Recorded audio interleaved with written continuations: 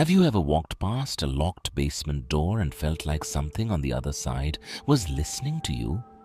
What if the only reason that door stayed locked was not to keep something out, but to keep something in?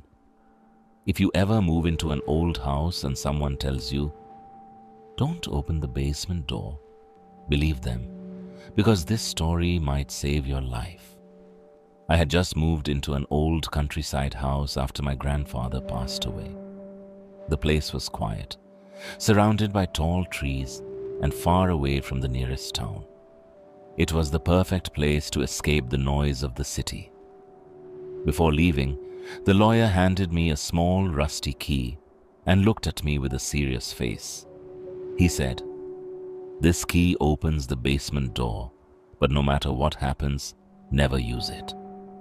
I laughed because it sounded like something from a horror movie. For the first few days, everything felt normal. I cleaned the dusty rooms, fixed broken furniture, and slowly made the house feel like home. But every night, exactly at 2:13 a.m., I heard 3 slow knocks coming from beneath the floor. Knock, knock, knock. At first, I thought it was old pipes or the wooden floor settling. Then I noticed something strange. Every morning, the basement door had fresh scratch marks on it, as if someone had tried to claw their way out during the night. I searched the entire house, but found no animals and no signs that anyone else had been there. The strange sounds continued every night.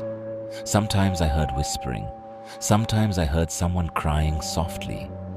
One night I clearly heard my own mother's voice calling my name from behind the basement door.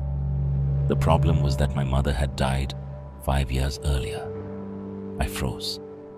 Tears filled my eyes as the voice begged me to open the door. "Please, I'm cold. Let me out."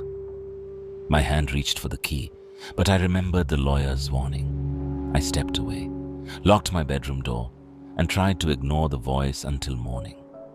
The next day, I asked the oldest man in the nearby village about the house. His face turned pale the moment I mentioned the basement. He quietly told me that many years ago a family had lived there.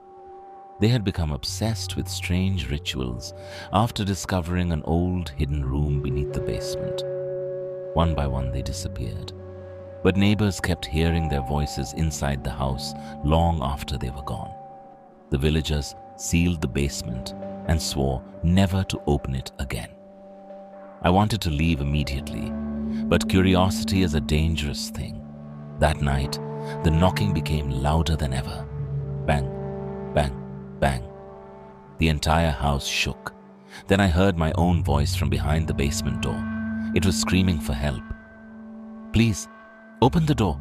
It's me." My heart nearly stopped.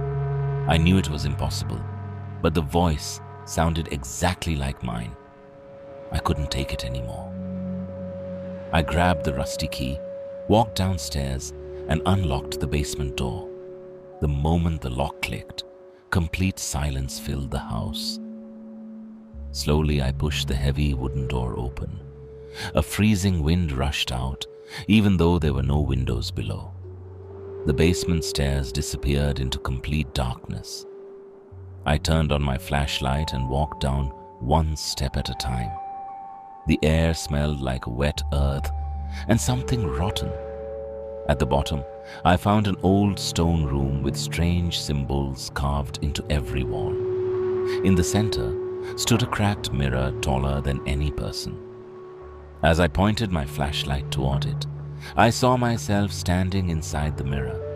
The reflection smiled, even though I wasn't smiling. Then it stepped out of the glass. I stumbled backward in terror. The thing looked exactly like me, but its eyes were completely black and its smile stretched far too wide. It whispered, "Thank you for opening the door. I've been waiting for someone to take my place." Before I could run, invisible hands grabbed my arms from the darkness. Hundreds of pale faces slowly appeared around the room, all wearing expressions of endless fear. They weren't attacking me. They were trying to warn me. My double rushed toward me, and everything went black. When I opened my eyes, I was trapped inside the mirror. I pounded against the glass, screaming for help, but nobody could hear me.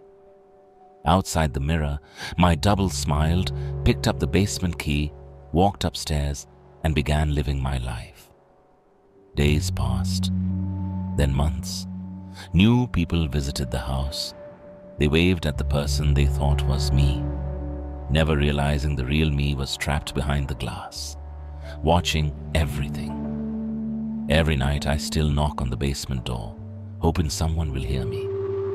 If you ever visit an old house and hear 3 slow knocks coming from below, don't answer. And if someone who looks exactly like you smiles from the darkness, run before it's too late.